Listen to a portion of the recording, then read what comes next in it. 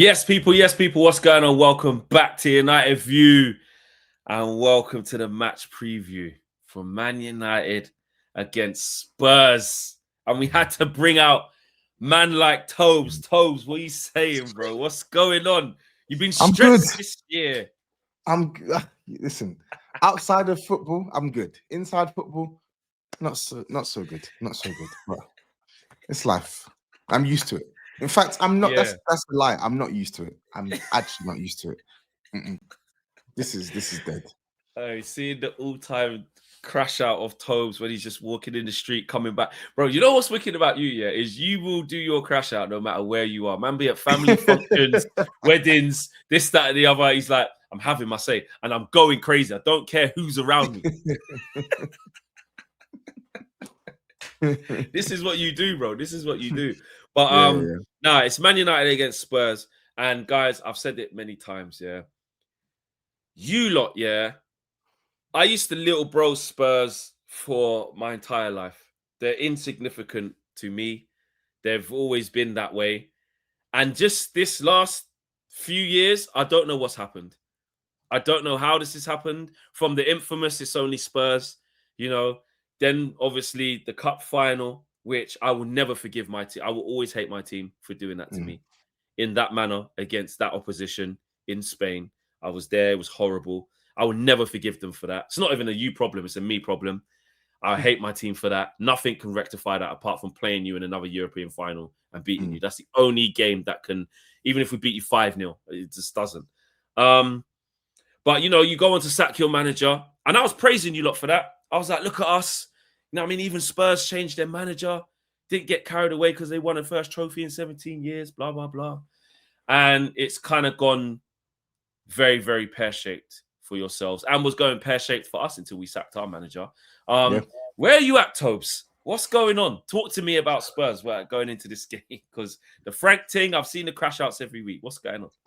I think we're just a messy club, to be honest. We're a very, very, very, very messy club. I mean, in the summer, we actually signed some good players. We did, but you can still question the gaps that they left in the squad. They sold Son, didn't buy recognized like first team quality, like ready-made left winger. They gave us Tell, another kid. I like Tell, but was that the right signing we should have made at that point in time? Probably not. Left back, didn't sign one. Creative midfielder, we needed one. They signed Palhinha, right? So it's like the good they did with Kudus and with maybe Simmons, they cancel it out with some of the gaps they leave in the squad. And then the manager, we had hopes, optimism for the manager, giving him a chance because he looked like someone who had a bit more balance than Ange. Ange was just too all the way on one side and just couldn't find variation. But then it's like the season just got from bad to worse with Frank. The style of play was not good. The ability to actually impose ourselves on games, not good. The use of the squad, not good. Like he's just been a car crash of a manager. And he's shown me, unfortunately, that he's not built. You know, like sometimes you have like, obviously you feel it more than me as a United fan because sometimes the shirt is too heavy for some of the players that you sign or some of the managers that you bring. But like from a Tottenham perspective, I can actually say the shirt might actually be too heavy for him because he just ain't got the minerals. But I think we're now in a position where we had the opportunity to rectify and really improve our squad again in January, considering the injuries we've got. Didn't do it enough. Only brought in Conor Gallagher. Like, come on, man. That's mad.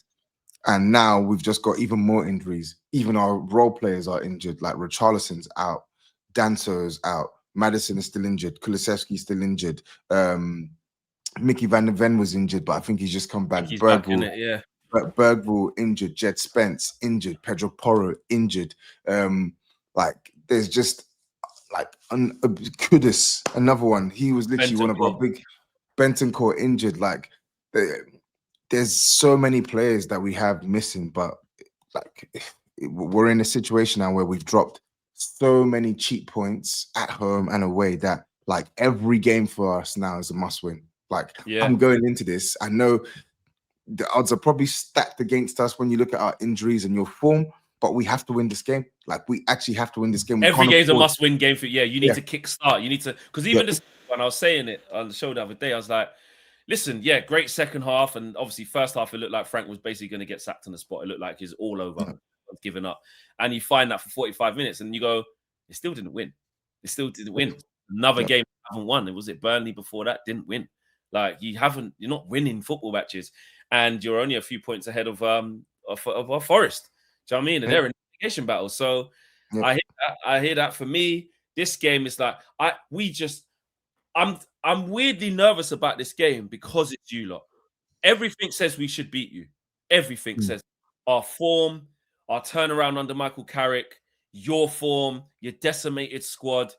But there's something about this game where I have been confident recently, and I do think we're going to win. I'm going to say that, guys. You know, you guys, they've been telling me to believe, and I'm more positive now. I go into games with a bit of chest because I got backing. You know what I'm saying? I'm looking at Cunha doing this. I'm looking at Ahmad. I'm looking at Mbuma. I'm looking at Shesko off the bench. I'm looking at Kobe Mainu. Bruno's balling out. Uncle Cass, the farewell tour has been revelational. Honestly, it's been a revelation what he's been doing. Like, I've never seen a rollout like it in his last 3-4 months. He's just saying, I'm going to ball out until I leave. It's crazy what he's doing. Harry Maguire's been solid. Like, Martinez is back. Like, everything's there. Go and beat this Spurs side that is got a lot of pressure on it, that is decimated with injuries, that is at the wrong side of the table. Go and do what you're meant to do and win 4 games in a row. As much as I want to disrespect Spurs and say 100% light work, I'm not comfortable with that statement. I don't think it'll be light work. I think it'll be a tough game. You know, the games we've been winning have been close, apart from the City game. And it's another tough test. Like, weirdly, Thomas Frank, I don't know, like, you look like you're out of games and Romero just starts scoring headers, or, you know, Van der Ven comes up, scores. You just find these little moments, and it's for us to take that away from you, completely rip your soul out so you don't get that resurgence during the game or feel like you're in the game. We have to take that away from you. Man said rip our soul out, you know. Wow. Yeah, Jesus. yeah, no, because we owe you, bro. Like, I'm fed up of you lot. Like, coming here, home and away, we don't beat you. We haven't beat you since 2022. What is this? Yeah, listen, we've done our thing. We've done our thing in those games, innit? Like, we've done our thing in those games. They've been dead games. They've been that one. I was at that one at the Tottenham Hotspur Stadium, the 2-2, bro. The first half, that wasn't good. That was terrible. Shocking. And again, under the last guy, we didn't have enough to go and get the second goal. Then you get 2 crap goals, and then we get one at the end. It's just, the games haven't been great between us, actually. They've been quite comical. Last year as well, Maddison tapping from a Bergvall shot, I think. Onana spilled it. You scored. It was 3-0 at home. You battered us under talk 10 about hard. That one you did your thing. That one you did your thing. But again, we just been messing about. Then, like I said, Bilbao, shocking. So I just feel like finally this is the time where we're gonna move to you, bro. I feel like we will. We'll see, man, because it's like, as I said, it's a needs must situation. And listen, we've got injuries. We haven't won a Premier League game this year, which is not good. Some of the performances have been frustrating. So, like, you look at the first half against Aston Villa, you look at the first half against West Ham, you look at the Brentford performance right at the start of the season, you look at the annoying, like, some of these performances, they just haven't been good. But what I will say, even the first half against Man City was pants. But what I will say about the team is, yes, the opposition has, the average level of opposition we've had over the last couple of weeks in the league has decreased, right, in comparison to what we were accustomed to, apart from Man City. But the performances have been better. Like, you do expect that naturally because you're playing a low standard team. But then if you look at the Man City performance, for example, comparing the first half and the second half, first half we were atrocious. Second half, we stuck it all over them, and we probably should have won. You should have won that game. So what I'm trying to say is, yes, you are the favourites, but I think we have enough with us to potentially try and get something out of this game. Like, I'm not going into this game thinking this is a insurmountable challenge. Like, we can win. We can win, in my opinion. I think we can win. If he gets the right game plan and specific players play like they have been playing the last couple of weeks. I'm talking Solanke, I'm talking Mickey van der Ven, I'm talking Xavi Simons. Like, if we can get the strong performances out of them, and then you've got guys like Destiny in the team. If we can get Jed Spence back fit, that's major. We need to get him fit. I like Archie Gray. I think he played well against Man City, but I think against your attack, it's better for us to have like our stronger defenders, like the ones who are fast, the ones who are athletic, the ones who are strong in 1v1 duels. Because, yeah. I don't think you need to see. Do you think you'll carry on with the back three and the wing backs? I think he will. To be honest, I think he will. But I think this is where I want him to. This is where I want him to earn his stripes as a coach again. I know, like, it sounds mad saying it, because obviously, like, you mashed work relative to your level before Tottenham. Like, you did a really good job at Brentford, but like, you're not at Brentford anymore. You've got to have some variation. And I think he has had some variation, but like, he leaves it too late. You look at that first half, there was no reason for us to have kept that shape for the entire first half. It was just like, it was too easy for them to play for us. You could have switched it. You could have put Paulinho into the midfield. You could have given us another body there. Why did it have to wait until halftime and an injury to Romero for you to make that change? That's what I want to see against United. I have no qualms with the back three system, but my preference is a back four. However, if you think you can get a tune out of these players in the back three, cool, go for it. But if it's not working, change it. Like, change it immediately.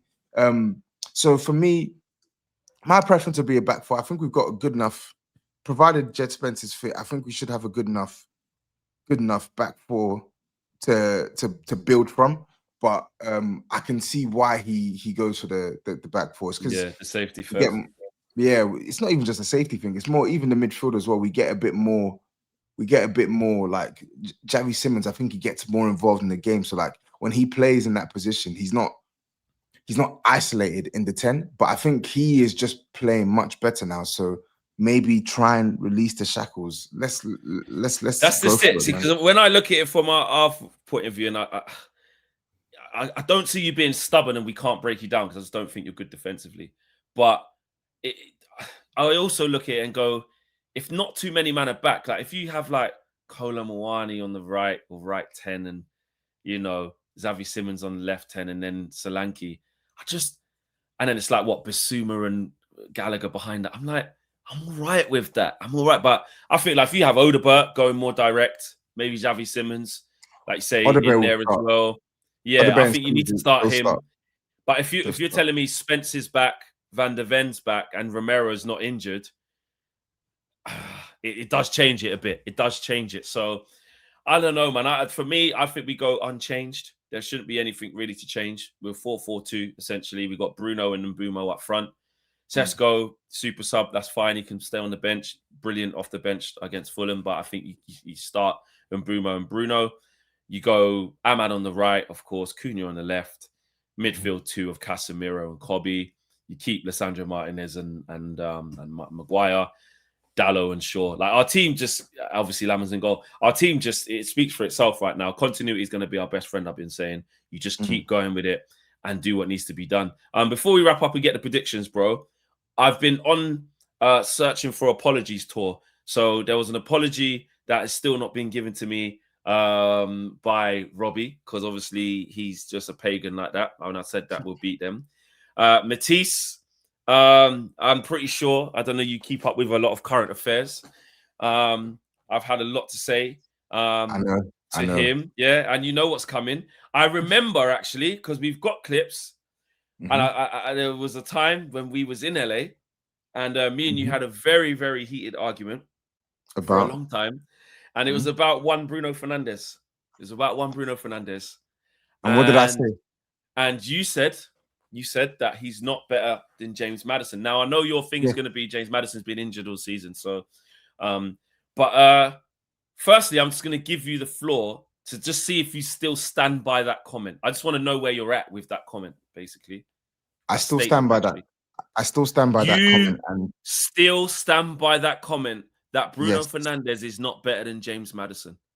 Yes, because and I don't want this to come off as a disrespect to Bruno, even though some of your ultra Man United fan base will tell me it is, because I think Bruno Fernandes is a good player. And I've even said to you, I think sometimes I think there's not enough balance with Bruno Fernandes. It's either people rub him out completely and say he's rubbish, this, that, and the third, or they go the complete opposite way and say he's world class. He's neither of the two.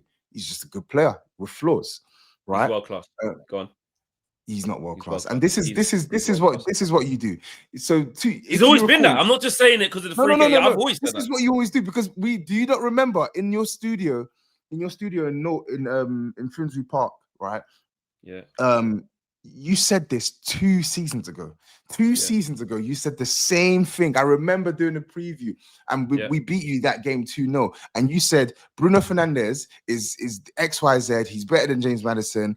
And then you also said Garnacho was a world-class talent. So this is why he's a world-class talent. I got it wrong. He was not a world-class talent. Listen. 2 things. What we're not going to do. Listen, 2 things can be right. But this is the difference. I was obviously wrong on that. And I also said the reason why I said that. I was angry at you because you came into my studio and you was cussing my players. So I reacted. Yeah.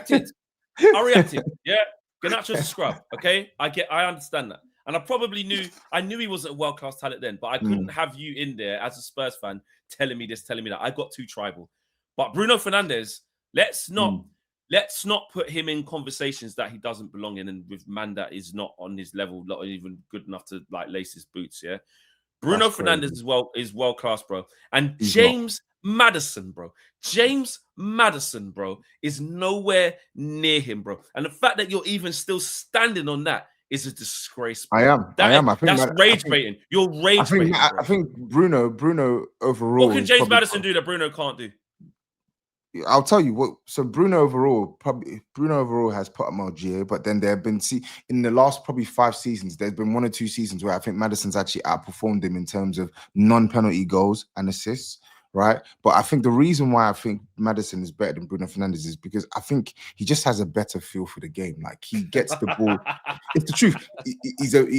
I think you can laugh all you want. I think he's a better dribbler. I think he's a better dribbler. I think he's got better close control, and I think he's more press resistant. And I think all the things that Bruno Fernandes is good at, so the ball striking, through balls, set pieces, I think James Madison is quality at these things as well. I think, okay, you can make an argument. Does Bruno Fernandes have a better final ball than James Madison? You can make that argument. He probably does. That argument. What do you mean probably and make arguments? It's a fact that he does. Okay. This is not objective. This is a fact. It is objective. Of life. It is objective. But as I said, if you want to say that, that's fine. There's rationale for that. That's James cool. But Madison. That's not the reason. Jim. That's not the reason why I have my opinion. It's not just about stats. James Madison has got good stats. Bruno Fernandes has better stats. But there are players out there who have got stats. Everything, bro. I test everything. It's not. You can't. There's not one facet of the game. There's not one facet of the game that James Madison. I just told you dribbling. No. He's not a better dribbler than. He's not a better dribbler than James Madison. He's not a better dribbler than James Madison. He's not a better. He's not dribbling. All right, bro. Flipping, my man's not a better dribble. Bruno Fernandes is not a better dribbler. He's not a better dribbler. There's not a facet. There's not a single facet of the game. I'm telling you. I believe. Right. There's more to being a number 10 than attacking and creating them, bro. Your James job Madison, is a number 10. That's what I'm saying. James Madison does these things, but not at the rate of Bruno Fernandes, bro. But that's just one. Their job is, bro. Their job, bro. Their job as number 10s, bro. Yeah, and even number 10, I'll give you that. Is to win games, decide games, create and score. No attacking midfielder does that better than Bruno in the Premier League by far over the last 6 years, and in Europe. That's not true. The last 6 years, Kevin De Bruyne is the last 6 years.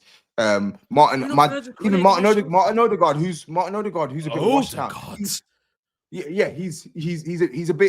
cool enough now, but 2 seasons ago, he was clear of Bruno Fernandes. Madison was playing. Bruno Fernandes, this is what I'm saying. Bruno Fernandes, he's a good player, but this is what in the pan man you're talking about. Consistency. This is what you're giving me one season wonders. You're giving me one. But this is what you do flex, right? When Bruno Fernandes is at the peak of his powers, the narrative is he's the best thing since sliced bread. When Bruno Fernandes goes through his inevitable spells of poor form, then it's quiet. It's a ghost town. At the start I still of the call season, him good. Because he is still a good player. But the problem is when you say always has been. When you say he's world class, Bruno's got top ability, but he doesn't perform consistently enough for you to call him a world class player. That's exactly what he does do. He's consistent in the worst Man United team. No, he's not consistent. You look at consistency as just putting numbers on the board. He's not consistent over the course. Do you know what's funny about Bruno Fernandes? Do you know what we do? We take away not to a world class level. Do you know what you do? You go take away his goals and assists. He's not consistent. I'm not taking away his goals and assists. But that's the thing that he does consistently. I'm not taking away his goals and assists. You just said take away his numbers. You just said I didn't say take away his numbers. I didn't say take away his numbers. I said, so why is that not the reason he's world class? Because he doesn't have world class consistency. He goes missing in certain big games, right? Of course, that's improved recently. So's Kevin De Bruyne. So's other people. You cannot be serious. You really cannot be mentioning Bruno Fernandes and Kevin De Bruyne in the same sentence. And then you actually have the audacity to say big games and Kevin De Bruyne and Bruno. How dare you? Hold on. What happened when? Dare you? Tobs. FA Cup final against Man City. De Bruyne on the ball. What happened? What happened? I'm asking you a question. Kevin De Bruyne. What do you do?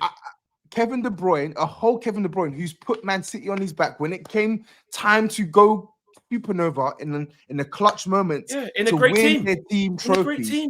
In a great team. You're a disgrace. You're a disgrace. What are you talking about? You're a disgrace. Bruno Fernandes, world class. This is what you do. This is why it's so hard to have an honest conversation with United fans. If you wanted to say, Tobs, tell me what's good about Bruno, I'll tell you that. But when you're telling me he's world class, I'm not listening to you. You're telling me that James Madison's better than him. So I'm not going to listen. Yeah, it's my opinion. I think he's better. I think he's a better player.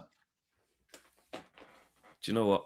I would like to say agree to disagree, but I'm not even agreeing to do that because it's that blasphemous. I'm just going to let you just say that you're saying. It's that blasphemous in comparison to you calling him a world-class player. He is. It's not that. That's not a hot take. World-class. Why is that a hot take? Why is that a hot take? World-class. Yes. Player. Yes. Top 5 in his position in the world. Yes. Yes. Bro. That doesn't being top five in your position in the world can get into top teams in the world. Doesn't necessarily mean top 5. Would he start for City? Would he start for City? You can start for City. You can start for Liverpool. You can start for Arsenal. Which is better because the levels dropped. The levels dropped. So now we're moving all the things in this current day now. The level is visibly dropped. And in the 10, are you taking him over 30? Yes. Fair enough. But that's in the conversation. I'm not even arguing that case. But I'm saying it's a conversation. So when you say he walks into Man City, 12 assists this year. He's leading assister. He's always had strong numbers. Correct. That's my point. He's always had strong numbers. You don't get it, man. All of these favorites, all of these men that people suck off all the time saying that they're this and they're that. Oh, because they're so techie and they do this, could roll it through man's legs with that. Give me output, give me consistency. That's what I'm looking for. And if you put Bruno Fernandes in any of the top teams that are actually serious teams, not Man United over the last 6 years, because we've been atrocious. If you put Bruno Fernandes in that City team, that Arsenal team, a Real Madrid team, a Bayern Munich team, everyone would be lauding him because it's almost like Harry Kane. When Harry Kane's at Spurs, he needs to get the trophies to prove it. He needs to do this. He had to go Bayern, and now everyone's understanding just how good Harry Kane is. It's the same thing. What's the prediction of the game? Bruno. Stop comparing Harry Kane. No, I will. Obviously, he's a striker. It's different. One who's performed at a world-class level for years. That's what Bruno's done. Bruno's performed to a good level in most seasons, even to a quality level at times, not a world-class level. All right, well, guess what's going to happen? Tomorrow, you're also going to feel the wrath of just Bruno Fernandes doing Bruno Fernandes. We'll see. Predictions. I told you we need to win, so I'm going to go for it. 2-1 Tottenham.